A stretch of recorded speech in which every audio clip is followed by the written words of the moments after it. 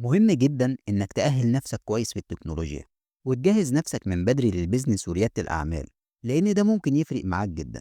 ويمكن في يوم من الأيام يبقى مصيرك زي شاب بدأ يتعلم من الإنترنت بدري وأسس شركته وهو في العشرينات وباعها بعد كده بأكتر من مليار دولار. تعال أعرف هو عمل إيه في حكاية البيزنس دي.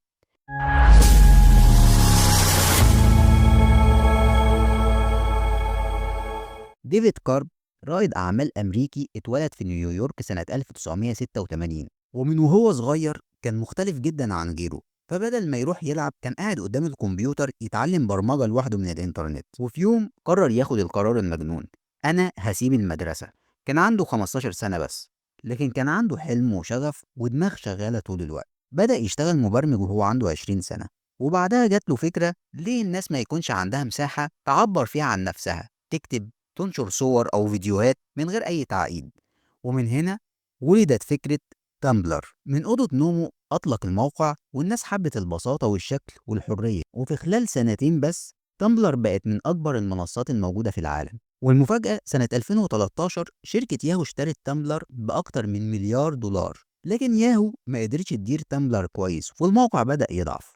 وفي 2017 ديفيد استقال، بس لسه قصته مصدر إلهام لناس كتير، خصوصا من خلال نصايحه والدروس اللي اكتسبها خلال رحلته الريادية.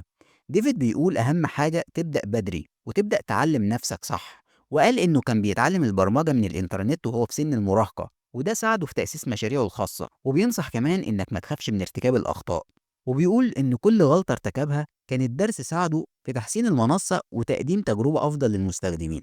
وبيقول كمان إن البساطة هي المفتاح، فكان هدفه تأسيس منصة تسمح للناس بمشاركة محتواهم بسهولة ومن غير أي تعقيدات. وبيأكد إن النجاح الحقيقي بيجي لما تكون مصدق نفسك وبتشتغل على رؤيتك الخاصة. ديفيد كارب ما كانش عبقري خارق، لكن كان مؤمن بفكرته ومكمل طريقه من غير خوف، وعشان كده طار بسرعة الصاروخ. القرار في إيدك، هتكون مجرد متفرج ولا واحد من اللي بيصنعوا المستقبل. لو عندك الشغف والجرأة دي فرصتك، ابتكر وخليك مختلف وسيب بصمتك.